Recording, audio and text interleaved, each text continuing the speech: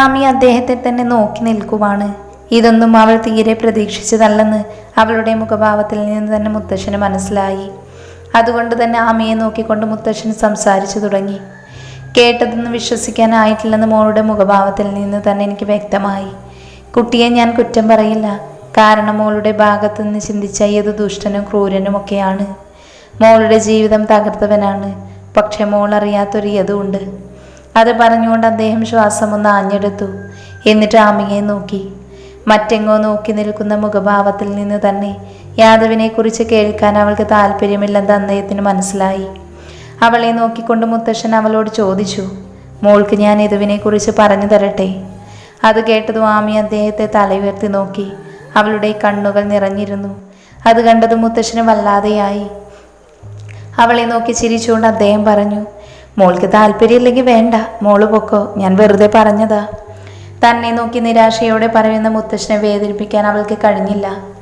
ഇല്ല മുത്തശ്ശ, പറഞ്ഞോളൂ, ഞാൻ കേൾക്കാം. തല താഴ്ത്തിക്കൊണ്ട് സമ്മതം പറയുന്ന ആമയുടെ പ്രവൃത്തിയിൽ നിന്ന് തന്നെ അവൾക്ക് യാദവിനെ കുറിച്ച് ഒന്നും അറിയാൻ താല്പര്യമില്ലെന്നും തനിക്ക് സങ്കടമാകാതിരിക്കാൻ വേണ്ടി കേൾക്കാൻ തയ്യാറായതാണ് എന്നും മുത്തശ്ശൻ അറിയാമായിരുന്നു. പക്ഷേ യാദവിനെ കുറിച്ച് ആമി എല്ലാ കാര്യങ്ങളും അറിഞ്ഞിരിക്കണമെന്ന് മുത്തശ്ശന് തോന്നി. അല്ലെങ്കിൽ ചിലപ്പോൾ നാളെ ആമി അവനിൽ നിന്ന് കുഞ്ഞിനെ അകറ്റിയാലോ എന്നും മുത്തശ്ശൻ ഭയന്നിരുന്നു. അവളെ നോക്കിക്കൊണ്ട് മുത്തശ്ശൻ സംസാരിച്ചു തുടങ്ങി. കുട്ടിക്കാലം മുതൽ അമ്മയുടെയും അച്ഛൻ്റെയും ചൂടും സ്നേഹവും പറ്റിക്കഴിഞ്ഞവനാണ് യദു. ഈ വീട്ടിലെ രാജകുമാരൻ തന്നെയായിരുന്നു യദു. അവനുശേഷം ഈ വീട്ടിൽ ഒരുപാട് കുഞ്ഞുങ്ങൾ ജനിച്ചു. പക്ഷേ അവരെക്കാളെല്ലാം ഇവിടെയും ഓരോരുത്തരും പ്രിയം അവനോടാണ്. എന്തിന്? അവൻ്റെ ചെറിയച്ഛന്മാരോടും ചെറിയമ്മമാരോടും സ്വന്തം മക്കളാണോ അതോ യദുവാണോ വലുതെന്ന് ചോദിച്ചാൽ അവർക്ക് പറയാൻ അവൻ്റെ പേര് മാത്രമേ ഉണ്ടാകൂ. അങ്ങനെ ഞങ്ങളെല്ലാവരും മാറി മാറി കൊഞ്ചിച്ചും സ്നേഹിച്ചും വളർത്തിയതാണ് അവനെ. കാളിയാർ മഠം വളരെ സന്തോഷത്തു കൂടി കടന്നുപോയ കാലഘട്ടങ്ങളായിരുന്നു അത്. മാധവൻ എൻ്റെ മൂത്ത മകൻ. മറ്റുള്ളവരെ സ്നേഹിക്കാനും വിശ്വസിക്കാനും സഹായിക്കാനും മാത്രം അറിയുന്നവൻ. ബിസിനസ്സിലും കച്ചവടത്തിലും അവന് പച്ച പിടിക്കാൻ കഴിഞ്ഞെങ്കിലും കൂടെ നിൽക്കുന്നവരുടെ കള്ളത്തരവും വഞ്ചനയും കണ്ടുപിടിക്കാൻ അവന് കഴിഞ്ഞിരുന്നില്ല. അവിടെ തന്നെയായിരുന്നു അവൻ്റെ പരാജയത്തിന് തുടക്കവും. പഴയ ഓർമ്മയിൽ രവിവർമ്മയുടെ ഉള്ളം വിങ്ങി തുടങ്ങി, കണ്ണുകൾ നിറഞ്ഞു തുടങ്ങി. അന്ന് കാലത്ത് സന്തോഷത്തോടെ ഈ വീട്ടിൽ നിന്നും യാത്ര പറഞ്ഞു പോയ എൻ്റെ മകൻ പിന്നീട് ഞാൻ അവനെ കാണുന്നത് കയ്യിൽ വിലങ്ങഴിച്ചൊരു കുറ്റവാളിയെ പോലെ പൊതുസമൂഹത്തിന് മുൻപിൽ അവരുടെ കൂകിവിളികളും ശാപവാക്കുകളും ഏറ്റുവാങ്ങി തല താഴ്ത്തി നിൽക്കുന്നതാണ്. എൻ്റെ ഉള്ളു പിടഞ്ഞുപോയി ആ കാഴ്ച. എന്നാൽ ഇന്നലെ പോലെ തന്നെ ദൈവത്തെ പോലെ കണ്ട് ആദരിച്ചിരുന്ന ആളുകളുടെ ശാപവാക്കുകൾ ഏറ്റുവാങ്ങാനുള്ള കരുത്ത് എൻ്റെ കുഞ്ഞിൻ്റെ ഹൃദയത്തിനില്ലായിരുന്നു. അതുകൊണ്ടാണ് അന്നെൻ്റെ കുഞ്ഞ് തൻ്റെ നിറഞ്ഞു നിൽക്കുന്ന കണ്ണുകൾ തുടച്ചുകൊണ്ട് നഷ്ടപ്പെട്ടു പോയ മകൻ്റെ ഓർമ്മയിൽ ഓരോന്ന് ഓർത്തെടുത്ത് പറയുന്ന മുത്തശ്ശനെ കാണി ഭൂമി പിളർന്ന് താഴേക്ക് പോയിരുന്നെങ്കിൽ എന്ന് തോന്നി അവൾക്ക്. കുറഞ്ഞ സമയം കൊണ്ട് തന്നെ കരുത്തുള്ള ഹൃദയത്തിൻ്റെ ഉടമയാണ് മുത്തശ്ശനെന്ന് ആമി തിരിച്ചറിഞ്ഞതായിരുന്നു. എന്നാൽ ഇന്ന് സ്വന്തം മകൻ്റെ വേർപാടിൻ്റെ വേദനയിൽ ആ കണ്ണുകൾ നിറഞ്ഞൊഴുകുന്നത് കാണുമ്പോൾ അവൾക്ക് സ്വന്തം അച്ഛനോട് ദേഷ്യം തോന്നി. അതിലുപരി വല്ലാത്ത വേദന തോന്നി. ആ സമയമെല്ലാം അവളുടെ മനസ്സിൽ നിറഞ്ഞു നിന്നത് ഈ അച്ഛൻ്റെ കുടുംബത്തിൻ്റെ കണ്ണുനീരിന് കാരണക്കാരൻ തൻ്റെ അച്ഛനാണല്ലോ എന്നാണ്. ഉത്തമൻ്റെ മകളായതിൻ്റെ പേരിൽ അപമാനഭാരത്താൽ തല താഴ്ത്തി നിൽക്കുമ്പോൾ അവളിൽ നിന്ന് 2 കണ്ണുനീർ തുള്ളികൾ താഴേക്ക് പതിച്ചിരുന്നു. പെട്ടെന്നെന്തോർത്തതുപോലെ തല ഉയർത്തി നോക്കിയ മുത്തശ്ശൻ കാണുന്നത് കുനിഞ്ഞു നിന്ന് കണ്ണുനീർ വാർക്കുന്ന ആമിയെയാണ്. ആ കാഴ്ച അദ്ദേഹത്തെയും വേദനിപ്പിച്ചു. അവളുടെ മനസ്സിലൂടെ ഇപ്പോൾ കടന്നു പോകുന്ന ചിന്തകൾ എന്താണെന്ന് അദ്ദേഹത്തിന് ഊഹിക്കാൻ കഴിയുന്നതായിരുന്നു.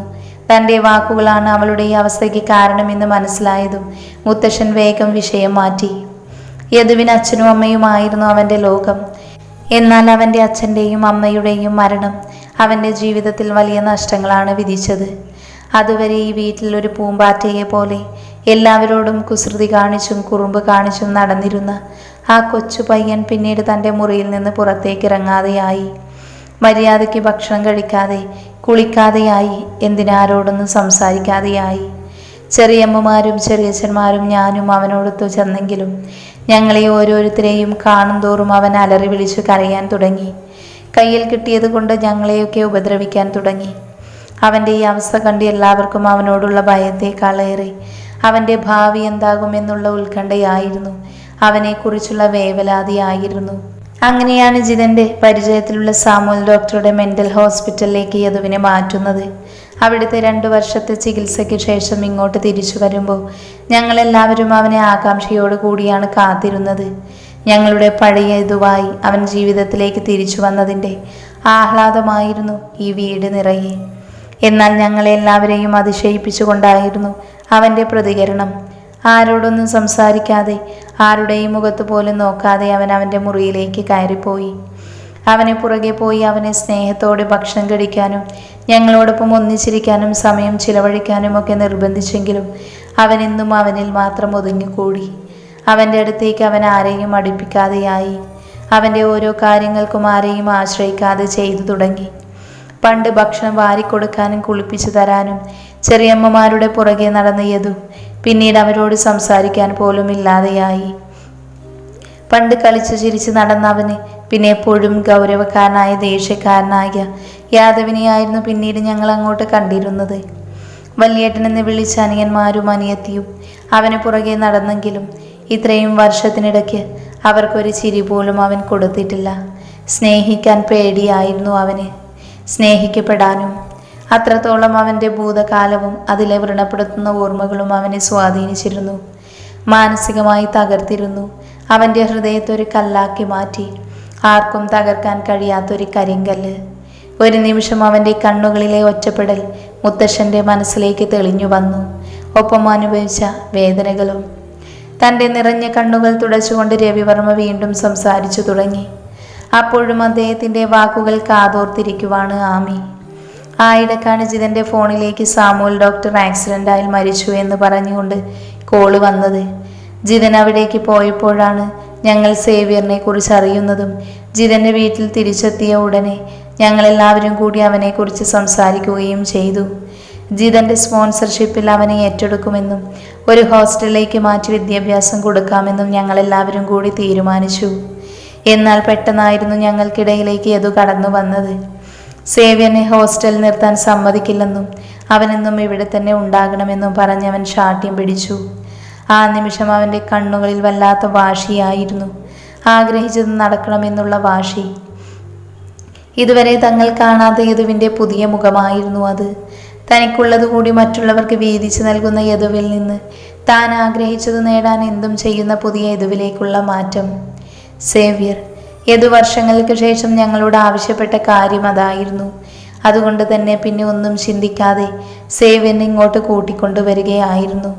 സേവ്യറുമായി അവൻ്റെ പുതിയ സൗഹൃദം അവൻ്റെ സ്വഭാവത്തിൽ മാറ്റം വരുത്തുമെന്ന് ഞങ്ങൾ പ്രതീക്ഷിച്ചിരുന്നു. അന്നു മുതൽ ഇന്ന് വരെ യദുവിൻ്റെ കൂടെ അവനൊരു നല്ല സുഹൃത്തായി, അതിലുപരി നല്ലൊരു സഹോദരനായി സേവ്യർ കൂടെയുണ്ട്. പക്ഷേ അപ്പോഴും അവനിൽ നിന്നും യദു അകലം പാലിച്ചിരുന്നു. അവൻ്റെ സ്വന്തം തീരുമാനത്തിൽ തന്നെയായിരുന്നു വിദേശത്തേക്ക് ഉപരിപഠനത്തിന് പോയത്. പഠിക്കാൻ വിദേശത്തേക്ക് പോകുമ്പോഴും പഠനം കഴിഞ്ഞ് ബിസിനസ്സിലേക്ക് ഇറങ്ങിയപ്പോഴും അവൻ്റെ കൂടെ സേവ്യർ ഉണ്ടായിരുന്നു. വളരെ കഷ്ടപ്പെട്ട് രാപ്പകലില്ലാതെ അധ്വാനിച്ചിട്ടാണ് യദു തൻ്റെ സാമ്രാജ്യം കെട്ടിപ്പടുത്തത്. എന്തിനും ഏതിനും അവനോടൊപ്പം സേവ്യർ ഉണ്ടായിരുന്നു. കാളിയാർ മഠത്തിൻ്റെ താങ്ങും തണലുമില്ലാതെ അവൻ സ്വന്തമായി തുടങ്ങിയതാണ് AY എന്ന അവൻ്റെ സാമ്രാജ്യം. രാപ്പകലില്ലാതെയുള്ള അവൻ്റെ അധ്വാനത്തിൽ അവൻ നേടിയെടുത്തതാണ് ഇന്ന് കാണുന്നതെല്ലാം. പല പ്രാവശ്യം അവന് നേരെ വധഭീഷണി വന്നിട്ടുണ്ട്. പക്ഷേ അവൻ്റെ കരുത്തിന് മുൻപിൽ പിടിച്ചു നിൽക്കാൻ അവൻ്റെ ശത്രുക്കൾക്കായില്ല. ഇതിനിടയിൽ മരണത്തിനോട് മല്ലിട്ട് 3 ആഴ്ച അവൻ ICUവിൽ കിടന്നു. പക്ഷേ മരണത്തെയും തോൽപ്പിച്ചത് ഉയർത്തെഴുന്നേറ്റു.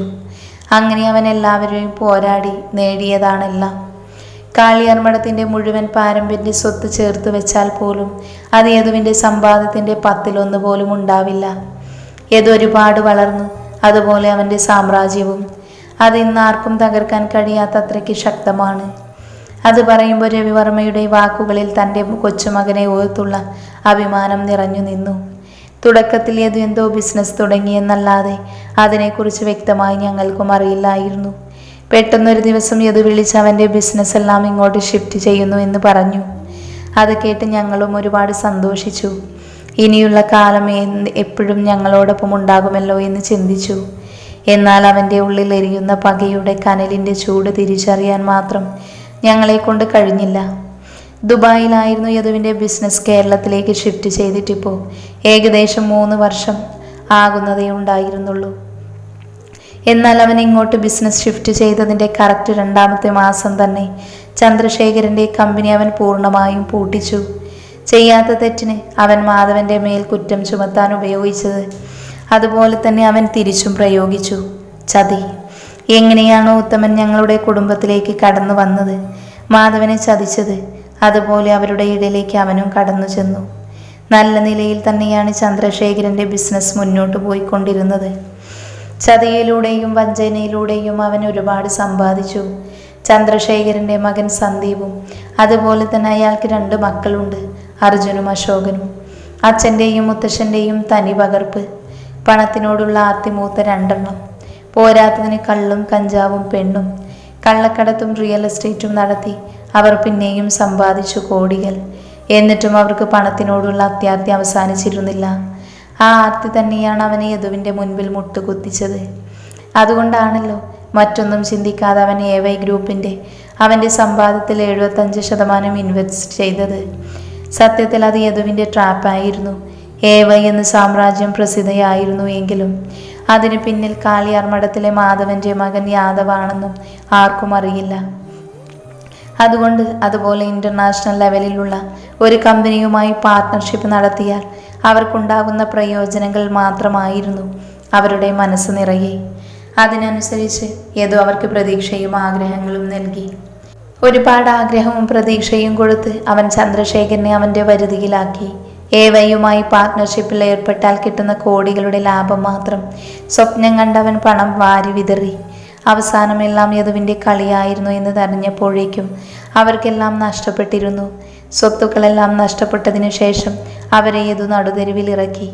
ആരും സഹായിക്കാനില്ലാതെ അവർ നടുതെരുവിൽ നിന്നു. ആ സമയത്താണ് സന്ദീപിൻ്റെ മക്കൾ അർജുൻ്റെയും അശോകൻ്റെയും പേരിൽ പഴയ കുറച്ച് മയക്കുമരുന്ന് കേസുകൾ പൊന്തി വരുന്നത്. പണ്ട് പണം ഉപയോഗിച്ച് അവർ ഒതുക്കി തീർത്തതായിരുന്നു അവയെല്ലാം.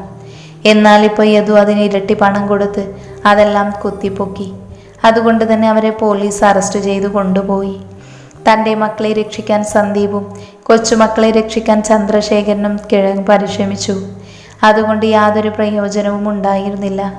അവരെ രക്ഷിക്കാൻ ആരും മുൻപോട്ട് വന്നില്ല എന്ന് മാത്രമല്ല, യാദവിൻ്റെ നിർദ്ദേശപ്രകാരം അവരെ അപമാനിച്ച് മടക്കി അയക്കുകയും ചെയ്തു. ആരും ആശ്രയത്തിനില്ലാതെ, ഒരു തുള്ളി വെള്ളം കുടിക്കാൻ കിട്ടാതെ, അല്പം പോലും ഭക്ഷണം കഴിക്കാൻ കിട്ടാതെ ചന്ദ്രശേഖരനും അവൻ്റെ ദൂതനായ മുടിയനായ പുത്രൻ സന്ദീപും 3 ദിവസം അലഞ്ഞു നടന്നു. മൂന്നാമത്തെ ദിവസം വിശന്ന് വളഞ്ഞ് റോഡ് സൈഡ് തളർന്നിരുന്നു. ചന്ദ്രശേഖരൻ്റെയും സന്ദീപിൻ്റെയും യാദവിൻ്റെ അടുകൾ പിടിച്ചു കൊണ്ടുപോയി. ആരുമില്ലാത്ത സ്ഥലത്ത് അവരെ കൊണ്ടുപോയി. അവൻ്റെ ദേഷ്യം തീരുമ്പോഴും രാവെന്നോ പകലെന്നോ ഇല്ലാതെ അവൻ അവരെ ഉപദ്രവിച്ചു. ഒരു തുള്ളി ഭക്ഷണമോ വെള്ളമോ കൊടുക്കാതെ നരകിപ്പിച്ചു. അവരുടെ ശരീരത്തിൽ സർജിക്കൽ ബ്ലേഡ് കൊണ്ട് പക തീരുവോളം അവൻ വരഞ്ഞു. 4 ദിവസത്തെ ക്രൂര പീഡനത്തിനു ശേഷം തലയില്ലാത്ത ചന്ദ്രശേഖരൻ്റെയും സന്ദീപിൻ്റെയും ശവം ഓടയിൽ നിന്ന് പോലീസ് കണ്ടെടുത്തു. ആ വാർത്ത ന്യൂസിലൂടെ കണ്ടപ്പോൾ കാളിയാർ മഠത്തിലെ ഓരോരുത്തരും ഒരുപാട് സന്തോഷിച്ചു. പലതവണ അവനെ വെട്ടിനുറുക്കാൻ ഇറങ്ങിയതാണ് ജിതൻ. അന്നെല്ലാം അവനെ ഒരുവിധമാണ് തടഞ്ഞു നിർത്തിയത്. പക്ഷേ എങ്കിലും അവനെ കൊണ്ട് കഴിയുന്നത് പോലെയല്ല ജിതൻ ശ്രമിച്ചുകൊണ്ടിരുന്നത്. അതുകൊണ്ട് തന്നെ അയാളുടെ മരണത്തിൽ ഏറ്റവും കൂടുതൽ സന്തോഷിച്ചത് ജിതനായിരിക്കും. കാരണം മാധവനെ അവൻ ഏട്ടനെന്നാണ് വിളിച്ചിരുന്നത് എങ്കിലും അവൻ്റെ മനസ്സിലൊരച്ഛൻ്റെ സ്ഥാനമായിരുന്നു അവന്. ഈ കുടുംബത്തിന് വേണ്ടി മാത്രമാണ് ഏട്ടൻ ജീവിക്കുന്നതെന്ന് പറയാറുണ്ട് ജിതൻ. അവൻ്റെ എല്ലാം ഏട്ടനായിരുന്നു. ആവണിയെ അവൻ വിവാഹം കഴിച്ചത് പോലും മാധവൻ അവളെ ഇഷ്ടപ്പെട്ടതുകൊണ്ടാണ്. പെട്ടെന്ന് ഏട്ടൻ പോയതും കുടുംബത്തിൻ്റെയും ബിസിനസ്സിൻ്റെയും ഭാരം അവൻ്റെ തോളിലേക്ക് വന്നു വീണു. പോരാത്തതിന് കേസും. അതുവരെ ഏട്ടൻ്റെ തണലിൽ ഏട്ടനെ മാത്രം ആശ്രയിച്ചു കഴിഞ്ഞ ജിതന് അത് താങ്ങാൻ കഴിയുന്നതിലും അപ്പുറമായിരുന്നു. പക്ഷേ എന്നിട്ടും അവൻ പിടിച്ചു നിന്നു. കേസിൻ്റെ പുറകെ പോയി. അവസാനം മാധവൻ മരിച്ചു. 5 വർഷങ്ങൾക്ക് ശേഷം അവൻ്റെ നിരപരാധിത്വം ശേഖരൻ തെളിയിച്ചു. എന്നാൽ അപ്പോഴും ശത്രുക്കളെ ജയിലിലാക്കാൻ അവന് കഴിഞ്ഞില്ല. ശേഖരൻ്റെ സാമ്രാജ്യം അപ്പോഴേക്ക് ഒരുപാട് വളർന്നിരുന്നു. അവനെ തകർക്കാൻ ജിതനും ശ്രമിച്ചെങ്കിലും അതൊന്നും ചന്ദ്രശേഖരൻ തകർക്കാൻ കെൽപ്പുള്ളവയായിരുന്നില്ല. പിന്നെ ജിതനെ കൂടി നഷ്ടപ്പെടാൻ ഞങ്ങൾ തയ്യാറല്ലാത്തത് കൊണ്ട് ഒന്നിനും അവനെ അനുവദിച്ചിരുന്നില്ല എന്നുള്ളതായിരുന്നു സത്യം.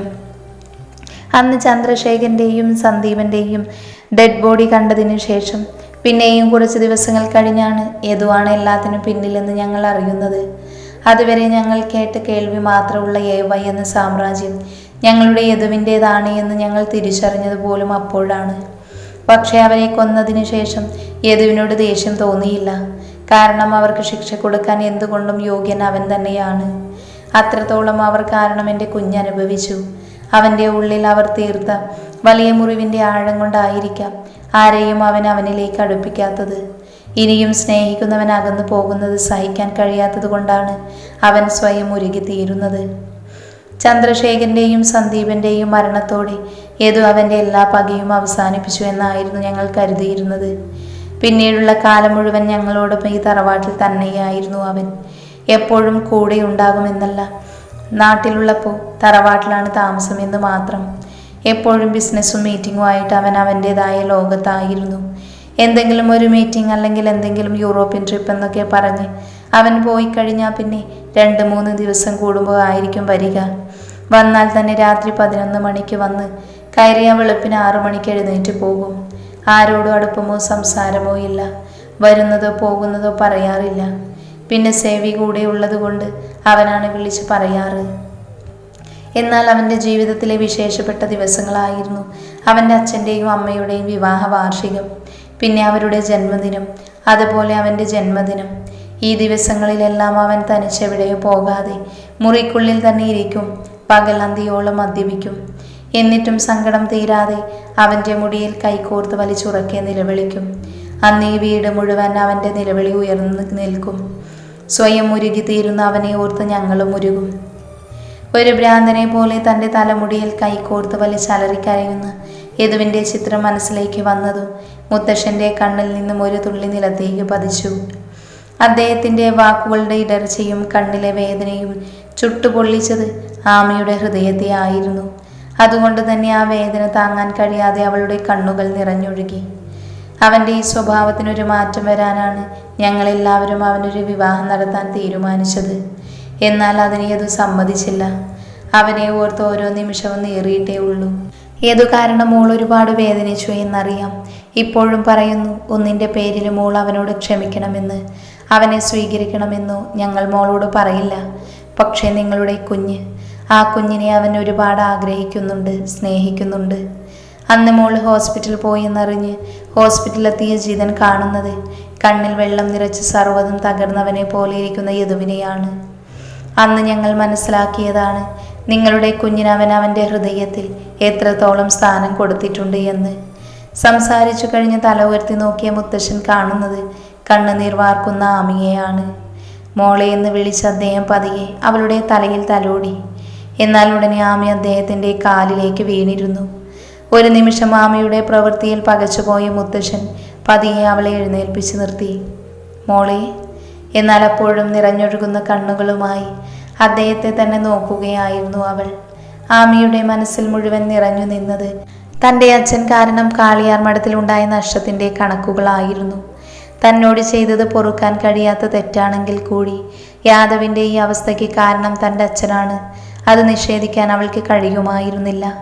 പക്ഷേ ആ കാരണം കൊണ്ടെല്ലാം മറന്ന് യാദവിനെ സ്വീകരിക്കാനും അവൾക്കായില്ല. നിമിഷങ്ങൾക്ക് മുൻപ് വരെ തൻ്റെ മകനെ ഓർത്ത് നീങ്ങിയ രവിവർമ്മയുടെ ചിത്രം മനസ്സിലേക്ക് തെളിഞ്ഞതും അവളുടെ ഉള്ളിലുള്ള കുറ്റബോധത്തിൻ്റെ ആഴം കൂടിക്കൊണ്ടിരുന്നു. മാപ്പ്. എൻ്റെ അച്ഛൻ ഈ കുടുംബത്തോട് ചെയ്തത് വലിയ തെറ്റാണ്, ഒരിക്കലും പൊറുക്കാൻ പറ്റാത്ത തെറ്റ്. നിങ്ങൾക്ക് ഓരോരുത്തർക്കും അതിൻ്റെ പേരിൽ വലിയ നഷ്ടമുണ്ടായി എന്ന് എനിക്കറിയാം. അതിനെ കാലിൽ പിടിച്ച് മാപ്പ് പറയാം ഞാൻ. പക്ഷേ അയാളോട് ക്ഷമിക്കാൻ എനിക്ക് കഴിയില്ല. അത്രത്തോളം ആഴത്തിലാണ് അയാൾ എൻ്റെ മനസ്സിൽ മുറിവുകൾ സൃഷ്ടിച്ചിരിക്കുന്നത്. അതെനിക്ക് മറക്കാൻ സാധിക്കില്ല. അദ്ദേഹത്തിന് മുൻപിൽ കൈകൂപ്പി നിന്ന് അത്രയും പറഞ്ഞതിന് ശേഷം മുത്തശ്ശനെ ഒന്ന് നോക്കുക പോലും ചെയ്യാതെ ആമി നേരെ അവളുടെ മുറിയിലേക്ക് പോയി.